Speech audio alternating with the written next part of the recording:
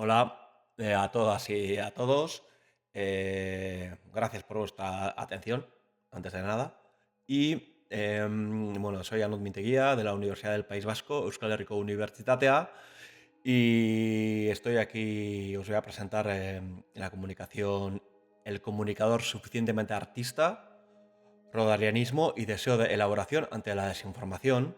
Pero antes de nada, me es difícil avanzar, bueno, sobre todo teniendo en cuenta en el contexto que estamos, que es al final el de preocuparnos por esto de la comunicación, una pequeña aclaración sobre el uso del lenguaje. Al final cualquier forma de discurso pues tiene también algo de ejercicio de violencia, es decir, pues del simple hecho de elegir unas palabras en vez de otras, dar unas formas o unos juegos de lenguaje más válidos que otros o más hegemónicos. Podría decirse que la ética del lenguaje, así dicho un poco a brocha gorda, pues me atraviesa en todos mis quehaceres comunicativos. Y bueno, un poco este prefacio, pues para hacer un poco hincapié en la problemática del lenguaje inclusivo. Pues me gusta mucho una idea de la filósofa y activista Brigitte Vasallo.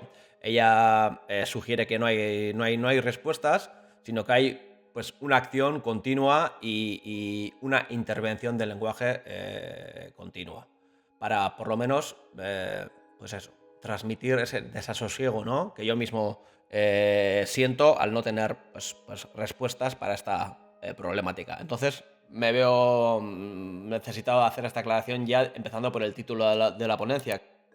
El comunicador suficientemente artista, que lo propongo para mantener esa remisión directa al artículo y al concepto de Donald Kurzweil, el artista suficientemente bueno.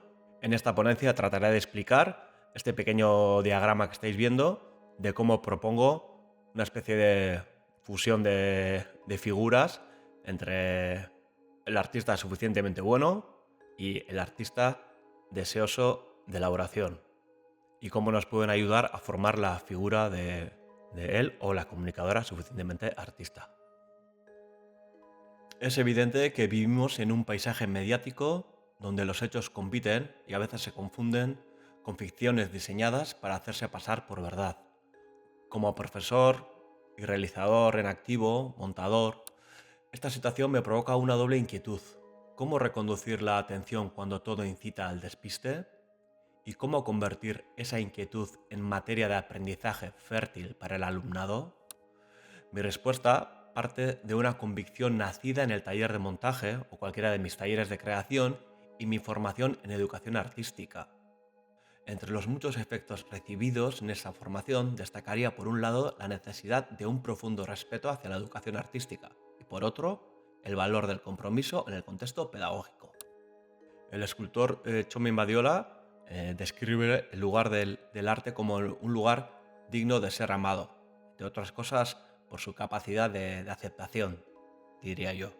Yo añadiría que esa extraña zona de aceptación total no celebra el engaño, lo exhibe para que podamos examinar sus costuras y, si hace falta, desbaratarlo. Nos da esa posibilidad. De alguna manera, podríamos extender esta idea y podríamos decir que el problema de la desinformación no es tanto la mentira como la inercia perceptiva que la hace pasar inadvertida. De estas experiencias brota la figura del comunicador suficientemente artista, inspirado por ese artista suficientemente bueno que retrató Donald Kurzweil y que más adelante explicaré. En nuestro caso, sería la figura de alguien que desplaza el foco profesional desde la simple verificación de datos hacia la creación de situaciones de sentido donde espectadores, lectores o estudiantes pueden elaborar, no solo consumir, la información. Recupero aquí un concepto de deseo de elaboración formulado por el escultor Juan Luis Moraza, que sería un impulso que empuja a transformar la materia, sonido, imagen o palabra, y en el mismo gesto nos transforma a nosotros. Mi propuesta concibe al comunicador suficientemente artista como una figura conceptual que reorienta la práctica comunicativa hacia una dimensión más consciente y crítica. Desde una perspectiva afín al psicoanálisis, se plantea la necesidad de reconectar con lo real, superando la superficialidad mediática para crear un espacio en el que la atención y la implicación afectiva devengan ejes del acto comunicativo. El objetivo último, claro está, no es el ser artista, ni adornar el periodismo con barniz estético, sino introducir la lógica del taller, prueba, error y sobre todo compromiso singular en el corazón de la comunicación. Cuando la edición se vive como cuidado sensible, cosas como el fact-checking ya no son un trámite, se vuelve un acto de hospitalidad hacia el otro, como una forma de ser atento. Cuspid postula que el artista suficientemente bueno actúa entre dos polos, la grandiosidad vanguardista y la sumisión servil al gusto dominante. Este artista no busca el éxito total ni el rechazo radical, sino un punto medio ético donde la obra permanezca abierta al diálogo. Bueno, pues por estos rasgos que comentamos, el artista suficientemente bueno pues no pretende cambios radicales en el mundo o cambiar el mundo radicalmente. Podríamos decir que, entre comillas, se conforma con hacer que el mundo sea más entendible y así más vivible. Es de alguna manera un acto de hospitalidad. Su obra recibe al espectador con vulnerabilidad, invitándolo a participar y completar el sentido. Este paradigma de la modestia creadora establece un puente directo con la responsabilidad del editor de atención o editora de atención. Ambos cuidan el vínculo con el otro, seleccionan con prudencia, sostienen la tensión justa y facilitan un espacio de inteligencia colectiva donde cada receptor pueda elaborar su propio relato. Juan Luis Moraza entiende el deseo como deseo de elaboración, como lo contrario de la inercia. Ese deseo se manifiesta en el taller como un pulso que nunca se conforma con la primera forma, ni con la última. Trabaja en estado de negociación permanente. Moraza advierte que ser artista es querer algo con los demás. El comunicador suficientemente artista asume esa posición de iniciativa afectiva. No exige que el público le entienda, sino que abre un espacio de corresponsabilidad. Entonces, ¿qué consecuencias pedagógicas vislumbramos para este híbrido singular? Podríamos decir que el aula deja de ser un lugar de transmisión unidireccional y se convierte en obra-taller donde autor, pieza y espectador se cogeneran. Es una invitación a pensar la pedagogía no como una práctica representacional, sino como un acto performativo. Como práctica representacional, la pedagogía trata de representar fielmente el mundo a través de las convenciones y la política del realismo. Sin embargo, como acto performativo, la pedagogía constituye un acontecimiento en sí y para sí, no una representación de algo más, algo en otro lugar. Haciéndonos eco también de ideas de María Caso, pues se requiere romper el silencio y hacer en acción. Y se defienden las aulas como uno de los lugares de performatividad en el que aún podemos seguir actuando y afectándonos mutuamente.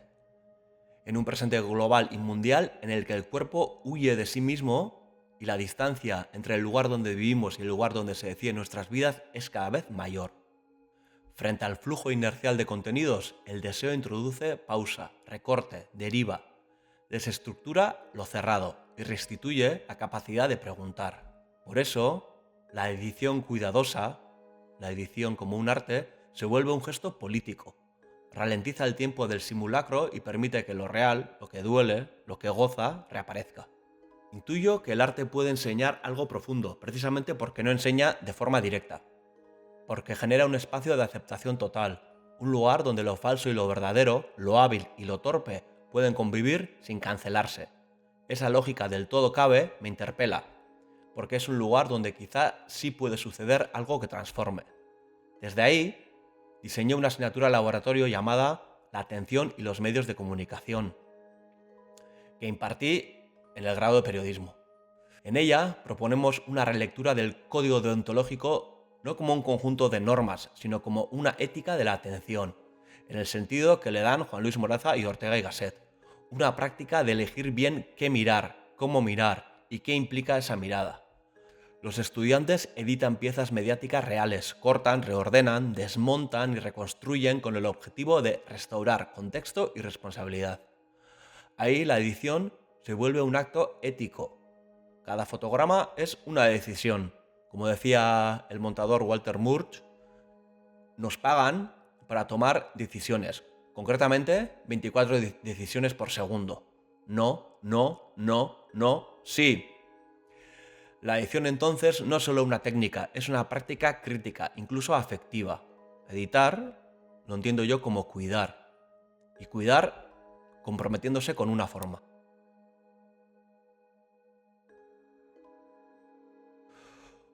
Bueno, como una apertura hacia el cierre, quisiera insistir en que toda esta propuesta parte de entender la experiencia estética no como un objeto de análisis, ni siquiera como un concepto que se pueda explicar con claridad, sino como un acto.